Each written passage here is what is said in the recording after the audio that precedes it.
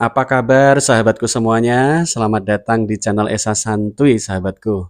Assalamualaikum warahmatullahi wabarakatuh. Sengaja tetap saya upload tengah malam karena baru sempat membuat video tengah malam ini sahabatku.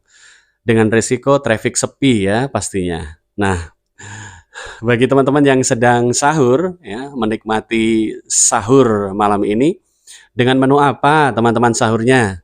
Tulis di kolom komentar ya, dengan menu apa sahur kali ini. Oke sahabat, kita akan membahas pengembangan channel dengan peningkatan isi dari sebuah konten. Konten seperti apa sih yang akan membantu channel kita, channel pemula untuk berkembang lebih cepat? Nah, sebenarnya tidak lain dan tidak bukan, kalau kita membayangkan sebagai penonton, sebagai masyarakat umum, para penonton YouTube ini kan mencari apa yang mereka butuhkan. Kadang-kadang mereka butuh film, menonton film untuk menghabiskan waktu di malam hari karena insomnia. Kadang-kadang mencari suara hujan untuk relaksasi pikiran. Kadang-kadang waktu siang mereka mencari tutorial tentang bagaimana cara beternak ayam, beternak sapi, atau tutorial perbengkelan.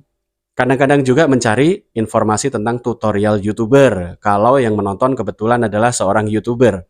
Nah, masalahnya yang menonton konten kita tidak semuanya YouTuber.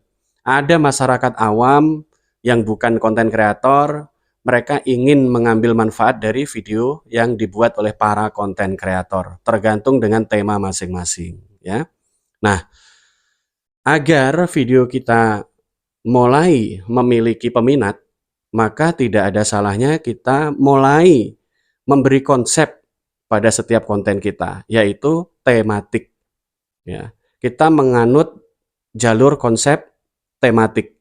Jadi ada episode-episodenya, ya, ada progresnya. Misalkan tentang bagaimana cara berternak sapi dari awal sampai sukses menjadi peternak sapi. Nah, ini kan perkembangan setiap saatnya. Kalau kita sudah dapat penonton alami, para penonton alami ini menunggu sahabatku, ya, menunggu sebuah tema yang berkelanjutan. Nah, ini akan cukup bagus untuk meraih penonton-penonton alami, real ya, karena mereka menghendaki edukasi atau hal-hal yang terkait dengan informasi, kemudian suka duka bagaimana berternak sapi. Itu hanya salah satu contoh saja. Kemudian misalkan tema tentang suka duka membangun sebuah restoran atau rumah makan atau tempat makan, warung makan. Nah, ini juga bisa dijadikan konten dari awal mulai usaha sampai usaha tersebut berjalan, bahkan jatuh bangun usaha dari yang dilakukan tersebut, diperjuangkan tersebut, diekspos dalam sebuah konten. Ini juga akan menarik peminat, akan lebih ada ikatan emosional antara penonton dengan pembuat konten. Nah, begitulah salah satu alternatif cara mengembangkan channel kita, yaitu dengan menyuguhkan konten-konten yang tematik, berepisode-episode. Nah, tema olahraga juga bisa, ya. Tema olahraga juga bisa. Dari awal latihan, kemudian sampai berhasil dalam satu pencapaian, ya. Misalkan program diet, ya, program pengecilan perut dan lain-lain, ini bisa dijadikan konten tematik. Kalau channel-channel perkebunan, pertanian malah lebih mudah lagi, ya, dibuat serialnya, ya. Jadi di situ ada progresnya, ada perkembangan yang selalu ditunggu oleh para penonton alami. Nah, ini merupakan strategi juga untuk pengembangan channel kita.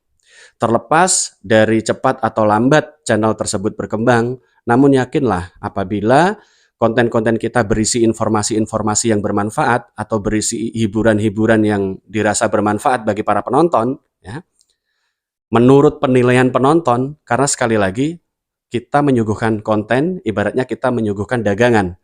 Nah, kalau kita sudah tawarkan dagangan kita, terserah nanti penonton mau beli, ya, ambil lagi, menjadi pelanggan atau tidak, itu nanti terserah pada penonton. Dan ini bisa dipengaruhi oleh kualitas konten atau tema yang kita sajikan dalam konten kita.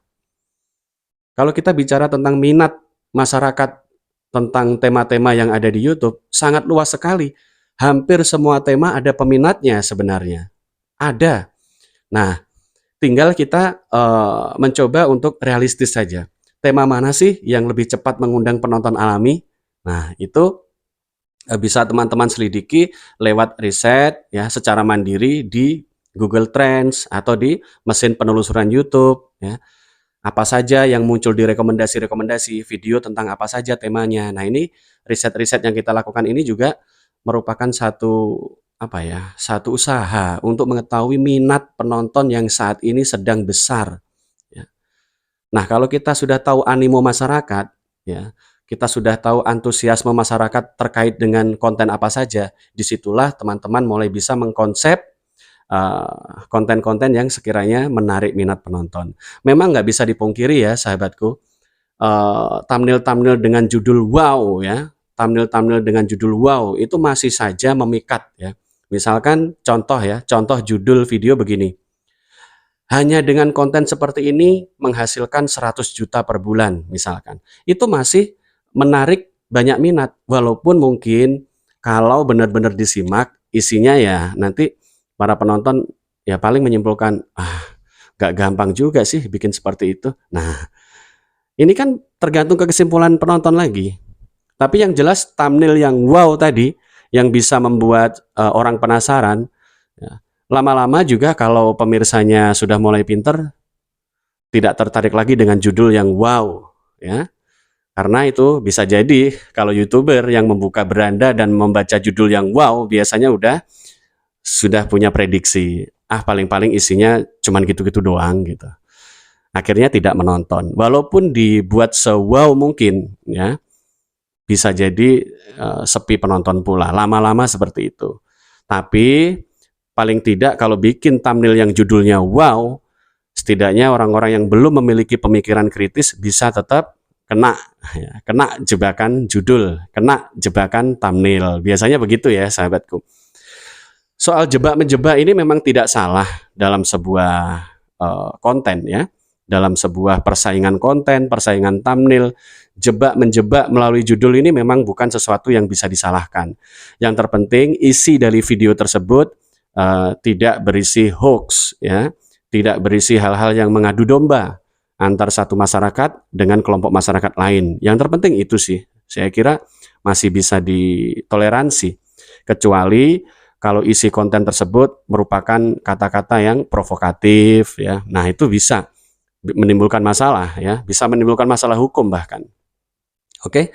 Jadi mengenai thumbnail yang tampil dengan judul-judul wow, sudah nggak heran lagi lah ya. Kalau para YouTuber pemula pastinya sudah hafal judul yang wow itu biasanya nggak sesuai dengan isi, ya kan?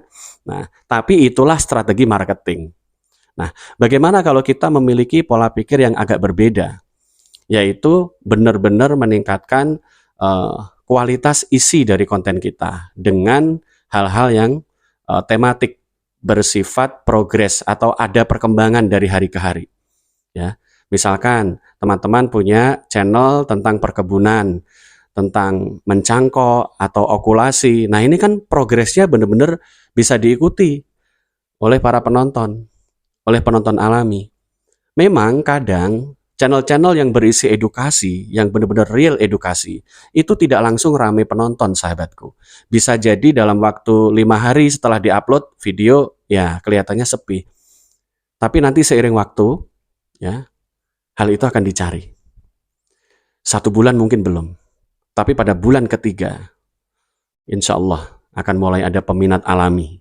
Yang terpenting cara penyampaian kita jelas, ya, audio juga jelas, dan benar-benar berisi edukasi yang progresif. Ada perkembangan dari hari ke harinya dan itu dibuat konten yang beriringan temanya. Selalu ada perkembangan, ya. Nah, konten-konten yang progresif seperti ini biasanya nanti kalau mendapat penonton alaminya sangat setia sahabatku, sangat setia. Kemudian bagaimana dengan konten petualangan? Bagaimana dengan konten pendaki gunung? Ini juga selalu ditunggu oleh para peminat. Meskipun awal-awalnya begitu diupload setelah seminggu sepi penonton, ditonton hanya 200 orang, 300 orang.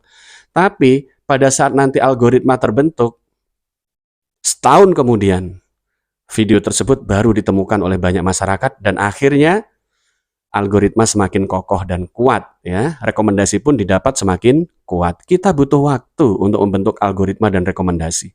Memang dibutuhkan kesabaran, ketelatenan, dan kreativitas. Itulah hakikat dari seorang konten kreator, ya.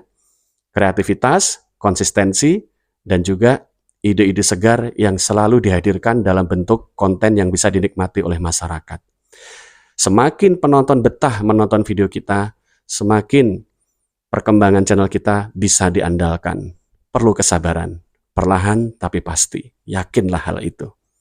Oke sahabat, saya akhiri dulu konten kali ini. Mudah-mudahan hikmahnya bisa diambil dan pembelajarannya bisa diambil untuk kita semua.